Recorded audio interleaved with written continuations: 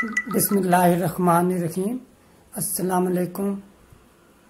आज की इस वीडियो में हम एडवांस कैलकुलस का एक क्वेश्चन सॉल्व करेंगे। हमारे पास सीक्वेंस है square root two plus square root two comma square root two plus square root two plus square root two, यानी कि स्क्वायर रूट के अंदर स्क्वायर रूट टू ऐड हो रहे हैं। ये हमारे पास सीक्वेंस है सुहान। हमने ये शो करना है कि ये सीक्वेंस कन्वर्जेंट है और इसकी लिमिट फाइंड करनी है। पहले स्टेप के तौर पे हम इस सीक्वेंस की जनरल टर्म को फाइंड करेंगे। पहला स्टेप हमारा ये होगा, इस सीक्वेंस की जनरल टर्म को फाइंड करेंगे। दूसरे स्टेप में हम ये शो करेंगे कि इस सीक्वेंस का जो अपर बाउंड है वो 2 है, यानी कि अपर बाउंड हमने 2 शो करना है दूसरे स्टेप में। और जो तीसरा स्टेप होगा हमारे पास, इस स्टेप में हम इस सीक्वेंस को इंक्रीजिंग सीक्वेंस शो करेंगे। फर्स्ट स्टेप में जनरल टर्म, सेकंड स्टेप में अपर बाउंड और थर्ड स्टेप में हम सीक्वेंस को इंक्रीजिंग सीक्वेंस शो करेंगे। फोर्थ स्टेप में हम अप्लाई करेंगे मोनोटोन कन्वर्जेंस थ्योरम को। मोनोटोन कन्वर्जेंस थ्योरम इंक्रीजिंग और बाउंडेड अबव सीक्वेंस के लिए हम यूज कर सकते हैं, तो वो हम यूज करेंगे यहाँ पे। और लास्ट स्टेप में हम इस सीक्वेंस की लिमिट को फाइंड करेंगे। ये हमारा लास्ट स्टेप होगा। तो ये हमारे स्टेप हो गए जो हमने इस क्वेश्चन में करने हैं।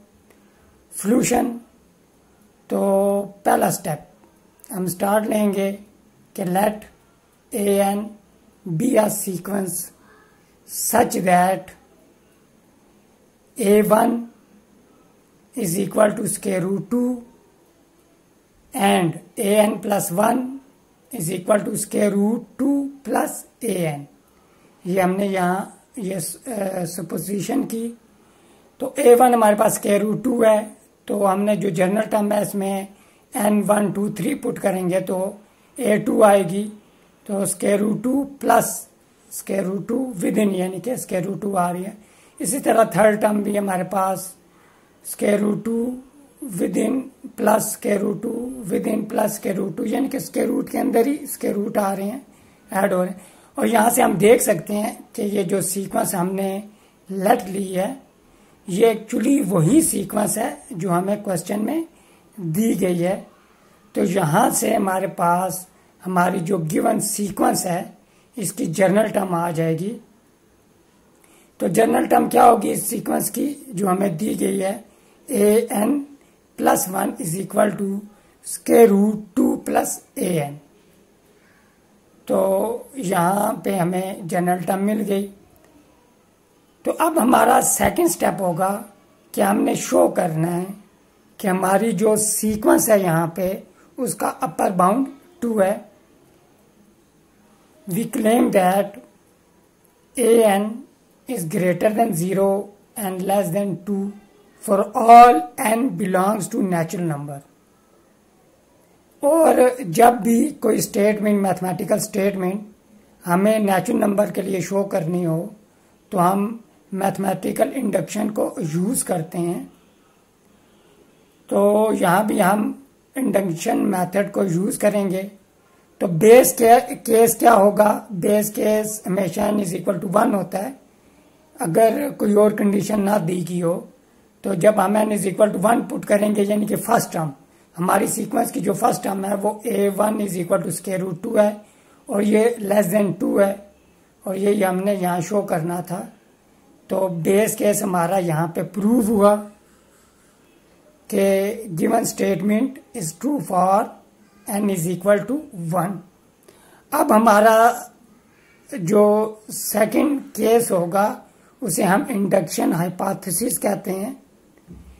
इस स्टेप में हम ये सपोज करेंगे, ये हमारी सपोजिशन होगी कि हमारी जो गिवन स्टेटमेंट है वो ट्रू है n is equal to k के लिए।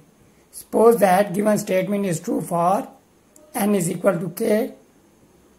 यहाँ पे हमारे पास नेचुरल नंबर है। तो हमारी जो स्टेटमेंट हो जाएगी वो हो जाएगी A K plus one less than two, A K plus one, sorry K N is equal to K के लिए शो करना है तो A K less than to होगा यहाँ पे। तो अब हमने प्रूव करना है कि हमारी जो स्टेटमेंट है A N less than to वो ट्रू है एन इज इक्वल टू के प्लस वन के लिए। तो मैथमेटिकल जो फॉर्म होगी वो ये होगी A K plus one is less than two, ये हमने प्रूव करना है।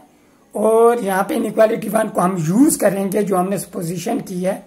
तो लेफ्ट हैंड साइड लेंगे ए के प्लस वन और हमारे पास ये इक्वल है square root two plus A K, और हमारे पास इनइक्वालिटी वन को यूज करेंगे A K less than two है तो ये less than square root two plus two हो जाएगा which is equal to square root four which is equal to to.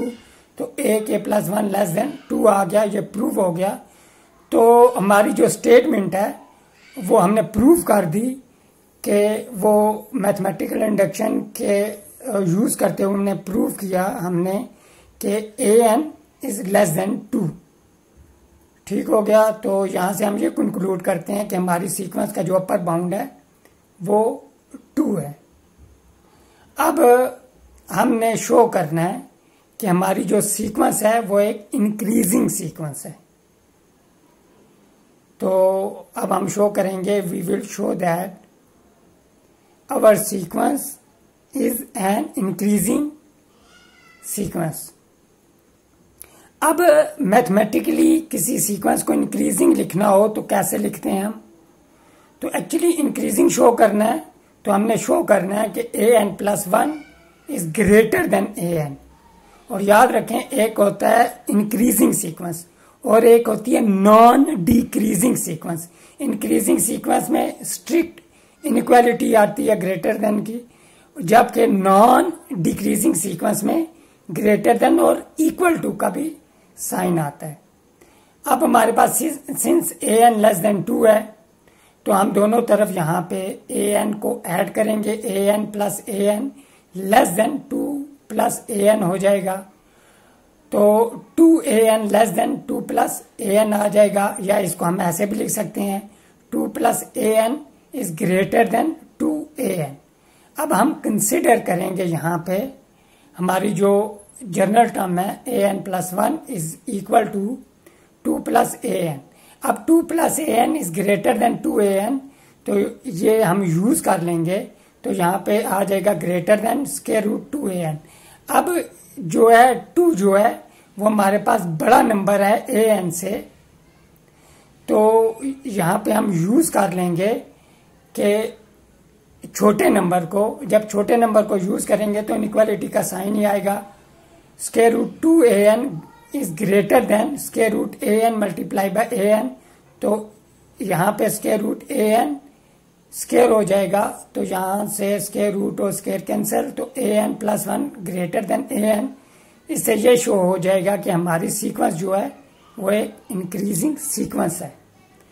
अब हमारा जो नेक्स्ट स्टेप है, हमने शो करना है, हमने यूज करना है एक्चुअली मोनोटोन कन्वर्जेंस थ्योरम को। पहले तो हमें ये पता होना चाहिए कि मोनोटोन कन्वर्जेंस थ्योरम क्या है। उसकी स्टेटमेंट हम देखते हैं इंक्रीजिंग सीक्वेंस के केस में कि अगर एक सीक्वेंस इंक्रीजिंग हो और बाउंडेड अबव हो सुप्रीमम से, तो वो सीक्वेंस कन्वर्ज करेगी सुप्रीमम को। और याद रखें कोई सीक्वेंस अगर इंक्रीजिंग हो या डिक्रीजिंग हो तो ऐसी सीक्वेंस को हम मोनोटोन सीक्वेंस कहते हैं। ये याद रखें, इंक्रीजिंग हो या डिक्रीजिंग तो वो मोनोटोन सीक्वेंस कहलाती है। अब यहां पे हमारे पास अपर बाउंड दिया गया है, ये याद रखें 2 सुप्रीमम नहीं है। ठीक हो गया, 2 हमारे पास अपर बाउंड है, सुप्रीमम नहीं है।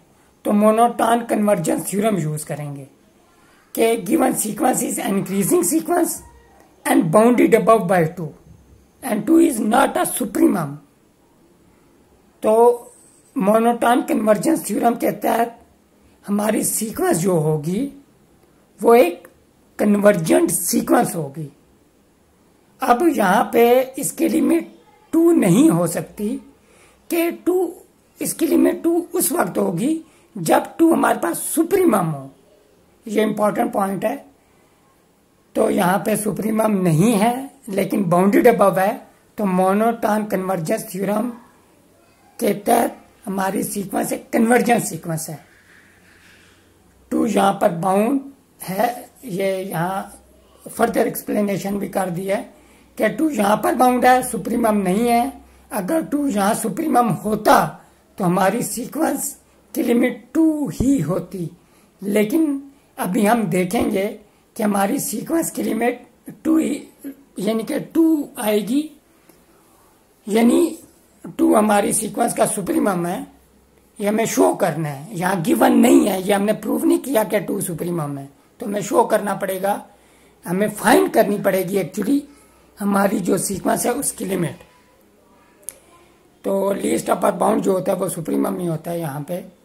अब हम लेट ले लेंगे कि हमारी जो सीक्वेंस है उसकी लिमिट एल है, limit N approaches to infinity A N is equal to L. अब हमारे पास जो जनरल टर्म है A N plus one is equal to square root two plus A N, दोनों तरफ हम लिमिट को अप्लाई करेंगे तो लेफ्ट हैंड साइड पे एल आ जाएगा और राइट हैंड साइड पे लिमिट स्क्वायर रूट के अंदर अप्लाई होगी तो टू प्लस एल आ जाएगा। ए एन प्लस वन और ए एन ये जनरल टर्म लिमिट अप्लाई होगी तो एल ही आएगा, इस पर वो फर्क नहीं पड़ना एक एक्स्ट्रा टर्म से। तो अब स्क्वायर लेंगे, L square minus L minus two, यहाँ पे क्वाड्रेटिक फार्मूला अप्लाई किया और सिंप्लीफिकेशन से हमारे पास एल की दो वैल्यूज आएंगी। एल की एक वैल्यू टू आ जाएगी हमारे पास और एल की एक वैल्यू हमारे पास माइनस वन आ जाएगी। लेकिन जैसा कि हमारी जो सीक्वेंस है उसकी फर्स्ट टर्म जो है वो स्क्वायर रूट टू है जो कि एक पॉजिटिव नंबर है और हमारी सीक्वेंस इंक्रीजिंग है, तो लिमिट जो है वो माइनस वन नहीं हो सकती यहाँ पे। तो L is equal to minus one is not possible. तो लिमिट क्या आ जाएगी हमारे पास, L is equal to two.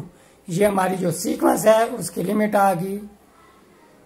तो इससे ये शो हो जाता है कि हमारी जो सीक्वेंस है वो एक कन्वर्जेंट सीक्वेंस है। अब आप देख सकते हैं टू अपर बाउंड था, सुप्रीमम नहीं था, लेकिन जैसा कि लिमिट यहाँ पे टू आई है तो मोनोटॉन कन्वर्जेंस थ्योरम के तहत हम देख सकते हैं कि टू ही यहाँ पे इसका सुप्रीमम भी है, तो कन्वर्जेंट है, लिमिट टू है।